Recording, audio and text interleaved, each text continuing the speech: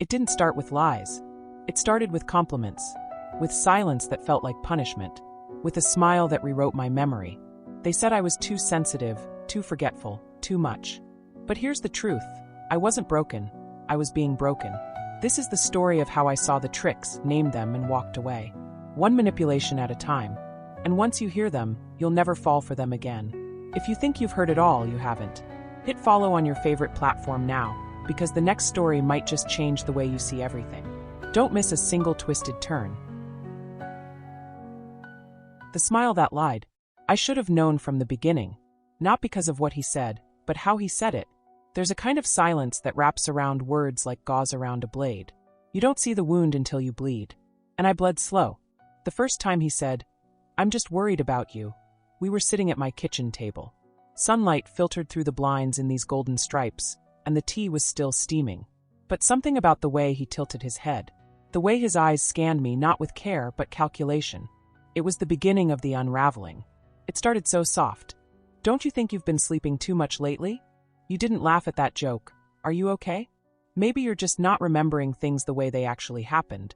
Each question, like a thread pulled loose from my sense of self. And I answered him. Every time. I gave him answers I didn't owe. I handed over parts of my certainty like receipts he never earned. Because I wanted to be understood. And manipulators? They weaponize your desire to be seen. He never raised his voice. Never cursed. He didn't need to. He made doubt feel like intimacy. He made concern feel like a hug. And in that fog, I stopped trusting myself. I'd sit with my journal open, rereading my own notes just to remind myself of what was true. And yet still I'd wonder, am I overreacting? Because that's how gaslighting works. Not as a bomb, but as a whisper. The breaking point came in a grocery store. I reached for almond milk. He stopped my hand. "You don't drink that," he said. "Yes, I do," I thought. But I said nothing, because by then I was already doubting my memory, already rehearsing explanations in my head for a truth I knew 5 years ago. It's a quiet kind of erasure, being rewritten while you're still alive. That night, I opened my laptop and searched for the word, gaslighting. And there it was, line by line, word for word, everything I had lived, written by someone else. It felt like being seen by a ghost. I printed the page. I underlined everything that matched my life. And for the first time in months, I whispered back to the darkness. No, that's not what happened. Love bombing before the control. The first time he touched my hand, I swear I felt safe. Not the kind of safety you reason through, the kind your body accepts without asking. Warm, present, like I'd been waiting to exhale and finally could. He texted every morning before I woke. He sent flowers to my job. He remembered my coffee order after one date. And when I said I didn't like attention, he made his affection quieter, but never smaller. It was overwhelming. It was intoxicating. It was everything I'd been taught to believe love looked like. He said I was different, said I made him feel seen, said I healed parts of him no one else had ever reached. I didn't notice then how early the word forever entered the conversation, or how he said ours before I'd even said mine. I thought it was fate, but it was strategy. You see, love bombing doesn't come with a warning label. It doesn't kick down the door. It seduces the room. It's affection as surveillance. It's intimacy used as reconnaissance. Every question he asked me, "What's your biggest fear? When did someone last betray you?" felt like caring. I didn't realize he was loading bullets with every answer. It happened one night, the shift. We were at my place. I was tired, didn't want to talk, wanted to just be. He tilted his head, smiled just slightly. "I'm used to you lighting up when I walk in. Did I do something wrong?" It wasn't an accusation. It was a test. And I failed. I apologized. I kissed his hand. And I thanked him for checking in. But that night, the roses started to feel like red flags. In the weeks after, affection became conditional. If I answered fast, he was warm. If I delayed, he was cold. If I shared something vulnerable, he opened up. If I held back, he withdrew. And every time I started to question it, he dropped something perfect. A playlist of songs that said the things I couldn't voice. A book I'd once mentioned in passing. A voice note at midnight. "You're the calm I've never known." I was being studied, measured, and reshaped, until I couldn't tell the difference between being desired and being handled. The final wake-up call came through a friend. She noticed the changes. How I stopped showing up to dinners. How I smiled less. How I started asking permission for things I used to claim freely. "Are you happy?" she asked me one night on the phone. I paused. And in that pause, I realized I didn't know. Because when you're being love-bombed, it feels like worship. Until you try to breathe without their blessing. And suddenly you're punished. I wasn't loved. I was being collected. The silent treatment, as a weapon. Silence used to be my sanctuary. I cherished it. Morning silence. Rain silence. Bookstore silence. But his silence wasn't stillness. It was punishment. And it didn't start with shouting. It started with absence. Intentional, weaponized, deafening absence. I remember the first time he did it. We had a disagreement, not even an argument. I'd asked if we could slow things down. Just a little. Just enough so I could breathe. He nodded, smiled, said, "Of course." But the next day he was gone. Texts left on read. Phone calls unanswered. Like I'd been erased with the stroke of a single sentence. I told myself he was busy. I convinced myself it was nothing. But after 3 days of silence, I wasn't just confused, I was desperate. I replayed everything I'd said, line by line, tone by tone, looking for the exact moment I'd made him disappear. That's what the silent treatment does. It turns your need for connection into a form of captivity. On the 5th day he reappeared.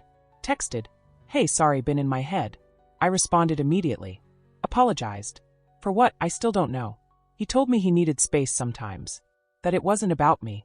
That I shouldn't take it personally. But then why did I feel like I was drowning? Because it wasn't just silence. It was selective silence. He'd post stories, respond to mutual friends, laugh with strangers. But me? I was muted, ghosted, made invisible in the most visible way. And each time he returned, I was smaller, more compliant, more afraid to say the wrong thing. Because silence wasn't just the absence of noise.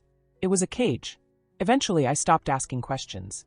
I stopped voicing discomfort. I trained myself to anticipate his moods, to read his stillness like a language. And when he went quiet again, I filled the void myself. Sent long texts. Checked in constantly. Overcompensated, like love was a debt I owed. I didn't know it then, but I was being conditioned. I learned that if I behaved, he'd speak. If I stayed agreeable, he'd stay. But if I questioned him, if I needed him, if I reminded him I was human, he'd vanish. You see, emotional abusers don't need fists. They don't need raised voices. Sometimes all it takes is silence. The kind that makes you question your worth in the dark. And I did, over and over again, until I realized I had memorized his silence more than my own voice. You said you were okay with this. It's strange how betrayal doesn't always scream. Sometimes it's soft. So soft that it sounds like your own voice. That's what he did. He made his choices sound like ours. It began with little things. He'd buy something expensive without asking. Then say, "You said you were cool with it, remember?" I didn't. But the way he said it, with certainty, with that casual grin, like I was being forgetful, I'd start to wonder. Maybe I did say that. Maybe I nodded. Maybe. I forgot. But I hadn't. What I'd said was, "Let me think about it." What he heard, or pretended to, was permission. That was his trick. He twisted hesitation into consent, silence into agreement, doubt into approval. And every time I tried to correct it, he made it feel like I was going back on my word. "Don't gaslight me," he'd say. The irony cut like glass. I remember the worst time. We were at a dinner party, his co-workers, not mine. He made an offhand joke about me quitting my job soon to focus on the house. Everyone laughed. I smiled, tight-lipped. We hadn't discussed that. At all. Later that night, when I brought it up, he sighed. "We've talked about this, babe. You said you were open to it." "No," I'd said. "It's something I'd consider in the future, maybe." He twisted maybe into definitely, and turned my consideration into commitment. The problem with false agreements is that they stack. And eventually you start doubting your own reality. You wonder, did I agree to this? Was this my idea? Am I being difficult, or just forgetful? And he loved that confusion. Because when your memory feels unreliable, his narrative becomes the truth. So I stopped arguing. I let him speak for us. I let him finish my sentences. I let him shape our plans. Because he convinced me they were mine too. But inside, I was vanishing. One unspoken disagreement at a time. Until one day, I found an old email I'd written to myself. It was from 6 months prior. A list of goals. Plans I'd made before he'd begun deciding for me. And not one of them had come true. Not because I changed my mind, but because I was talked out of them. Gently, persuasively, persistently. I never said yes. But I never said no loud enough. From that day on, I wrote everything down. Every conversation. Every feeling. Because I needed proof for myself that I wasn't losing my mind, just losing a battle I didn't know I'd agreed to fight. You're the problem. It always ended with me apologizing. Even when he lied. Even when he vanished. Even when he raised his voice in public and left me there, shaking. Somehow, I always ended up saying sorry. It didn't happen all at once. At first, it was just small redirections. When I brought up something that hurt, he'd say, "You always focus on the negative." Or, "You're being too sensitive again." Or the worst one, "If I hurt you, I didn't mean to." But it's exhausting to always be the villain in your head. That one broke me. Because it sounded fair. It sounded logical. But what it really did was make my pain feel like a problem I created. That's how the guilt flip works. You walk into the conversation with bruises. You leave it wondering why you're the one who threw the punch. I remember one night in particular. He'd forgotten my birthday dinner. Just didn't show. No call. No message. Nothing. He texted the next morning. "Rough night. I needed space. Can't believe you're making this about you." And somehow I believed him. I folded. I replied, "I'm sorry. I should have checked in with how you were feeling." I meant it too. Because he'd trained me to put his storms above my scars. Eventually, he didn't even need to deflect. I did it for him. I started watching my tone, softening my questions, anticipating what might set him off, and adjusting so he wouldn't have to. I lived in preemptive apology. A life curated to keep him calm, and myself invisible. And when I did speak up, when something boiled over, he'd sit there, arms crossed, eyes bored. "You really think you're perfect, don't you?" Wow, victim mode again. Those words, they stick. They echo. They nest inside your ribcage and repeat in your own voice when you're alone. Eventually, I couldn't tell the difference between guilt and love, between being self-aware and being manipulated. Because guilt, in the hands of a skilled manipulator, is a leash. You don't even realize it's around your neck. You just get used to how little you're allowed to move. Until one day, I said something I hadn't said in months. I said, "No." It wasn't loud. It wasn't dramatic.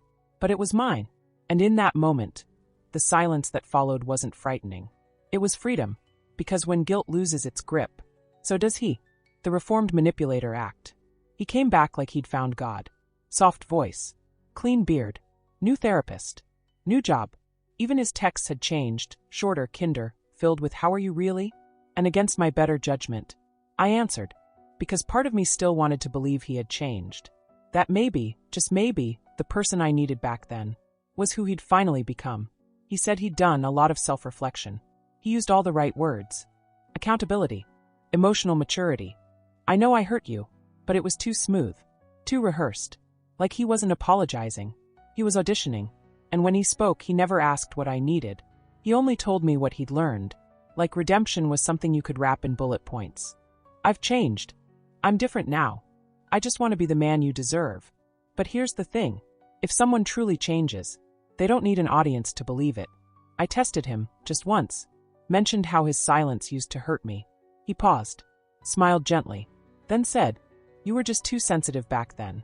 I think you'd handle it differently now." And just like that, there he was. The same man, different packaging. Because the reformed manipulator doesn't come to heal. They come to reclaim. They miss the control, not the connection. They miss the power, not the partnership. And their apology? It's a sales pitch, not a surrender. He told me I was glowing, said I seemed stronger, more grounded, then added, "And maybe now that we've both grown, we can start fresh." I didn't flinch. I didn't cry. I didn't even smile. I just said, "No, I grew because you left." That silence? The one that used to terrify me? This time I let it stretch. I watched him try to fill it. Watched him stammer. Watched him realize that I didn't need his closure. Because I had already built my own.